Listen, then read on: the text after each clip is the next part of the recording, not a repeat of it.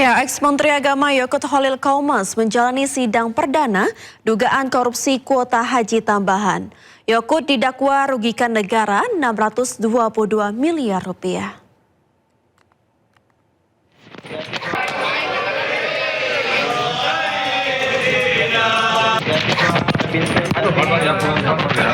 Masuk ke ruang sidang pengadilan Tipikor Selasa siang, Ex-Menteri Agama Yakut Khalil Qomas disambut pendukungnya.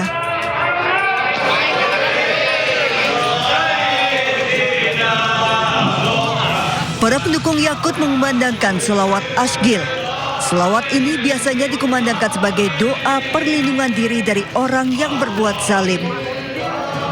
Hari ini menjadi sidang perdana Yakut dalam kasus dugaan korupsi pengelolaan kuota haji tambahan periode 2023-2024. Jaksa mendakwa Yakut menerima 271 ribu dolar Amerika Serikat atau setara 4,8 miliar rupiah yang mengakibatkan kerugian negara 622 miliar rupiah. Kuasa hukum Yakut Dodi Abdul Qadir menyebut dakwaan jaksa tidak sesuai fakta. Nah, ini juga tiba-tiba nggak jelas dikatakan bahwa Gus Yakut menerima 271 ribu. Nah, tidak ada penjelasan secara rinci bagaimana uang itu diperoleh, bagaimana menyerahkannya, di mana menyerahkannya. Jaksa menyebut Yakut bersama 3 terdakwa lainnya mengatur rasio kuota haji tambahan tidak sesuai aturan dan landasan kajian teknis untuk mengakomodir permintaan percepatan ibadah haji khusus yang disertai penerimaan fee percepatan dari jemaah. Dari Jakarta, Tim Liputan iNews melaporkan. Pemirsa, usai sidang, mantan Menteri Agama Yakut Khalil Qomas membantah telah menerima uang sekitar 4,8 miliar rupiah terkait kasus dugaan korupsi kuota haji tambahan. Menurut Yakut, dakwaan jaksa hanyalah asumsi lantaran dirinya mengaku tak pernah menerima uang 1 rupiah pun terkait kuota penambahan haji tersebut. Untuk bisa mengungkap kebenaran, Yakut meminta pihak-pihak yang berinisiatif serta menikmati keuntungan dari jual beli kuota haji dapat dihadirkan di persidangan. Rencananya sidang lanjutan akan kembali digelar di Pengadilan Tipikor pada pekan depan. Yang menerima uang itu orang lain, tetapi yang didakwa saya dengan asumsi. Sekali lagi saya sampaikan, saya tidak pernah menerima 1 rupiah pun dari proses ini. Jadi yang menerima tadi sudah disebut siapa, dan ada yang disebutkan aliran ke saya, dan itu adalah asumsi. Ya mereka itu yang jual beli kuota, yang kemudian menerima fee dan seterusnya, itu yang harusnya dihadirkan di sini. PT UN Jakarta menolak permohonan keberatan Universitas Gadjah Mada atas keterbukaan informasi ijazah Presiden ke-7 Republik Indonesia Joko Widodo dan mewajibkan UGM membuka dokumen akademik Jokowi ke publik.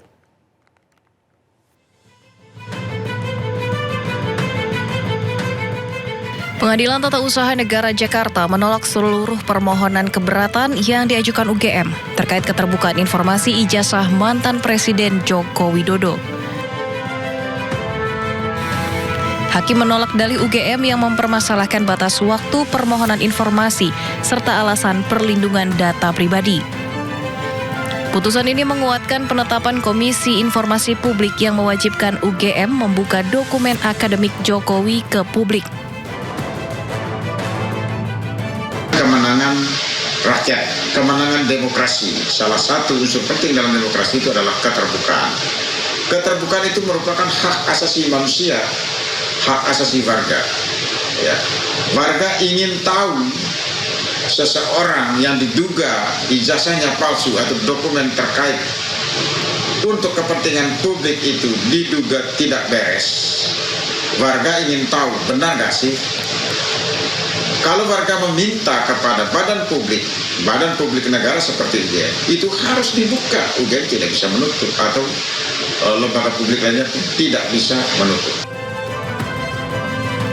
Selain menolak banding UGM, Majelis Hakim juga membebankan biaya perkara sebesar Rp648.500 kepada pihak UGM dan menegaskan hak masyarakat Indonesia untuk mengetahui riwayat pendidikan pejabat negara.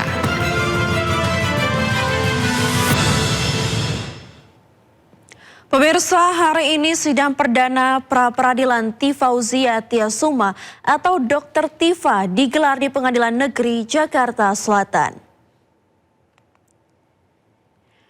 Sidang pra-peradilan yang diajukan oleh Tifauzia Tiasuma atau Dr. Tifa digelar hari ini. Sidang diajukan tim hukum Dr. Tifa untuk menguji sah atau tidaknya proses hukum terkait kasus dugaan pencemaran nama baik materi ijazah Jokowi. Agenda sidang hari ini adalah pemanggilan kedua pihak. Jika keduanya hadir, sidang akan berlanjut dengan pembacaan permohonan dari Dr. Tifa. Sementara, sidang pembacaan dakwaan baru digelar besok.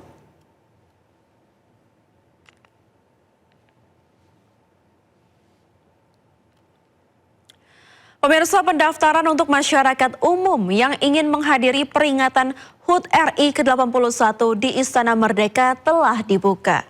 Aturan baru yang diberlakukan, pihak istana akan menyaring pendaftar hanya untuk yang belum pernah mengikuti upacara di Istana Merdeka.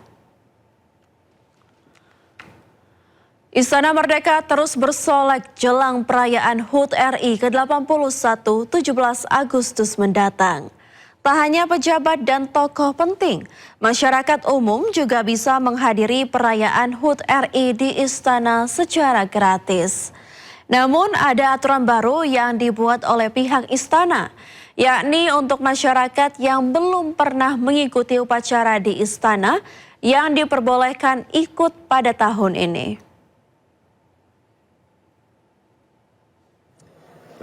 Karena kapasitas atau luas istana itu juga sangat terbatas, untuk tahun ini kita akan membagi porsi untuk memprioritaskan kepada yang belum pernah sama sekali. Pasukan upacara HUT RI ke-81 Republik Indonesia berlatih di pelataran Istana Merdeka, Jakarta. Sementara panitia menambah kapasitas undangan karena tingginya antusias masyarakat untuk mengikuti peringatan HUT kemerdekaan di Istana Merdeka. Seluruh personel pasukan upacara diantaranya terdiri dari prajurit TNI terus mematangkan persiapan jelang detik-detik proklamasi di pelataran Istana Merdeka, Jakarta Selasa siang. Dalam sesi gladi bersama ini, seluruh rangkaian acara disimulasikan, termasuk acara-acara hiburan, pertunjukan musik, dan penampilan atau atraksi seni budaya dari berbagai daerah. Kita sudah mulai untuk persiapan gladi-gladi meskipun masih parsial ya, masih terpisah-pisah setelah masing-masing tim selama beberapa waktu terakhir berlatih sendiri ya. Jadi tim upacara berlatih sendiri, paskibraka berlatih sendiri. Kemudian hari ini sudah mulai kita latihan bersama di istana itu.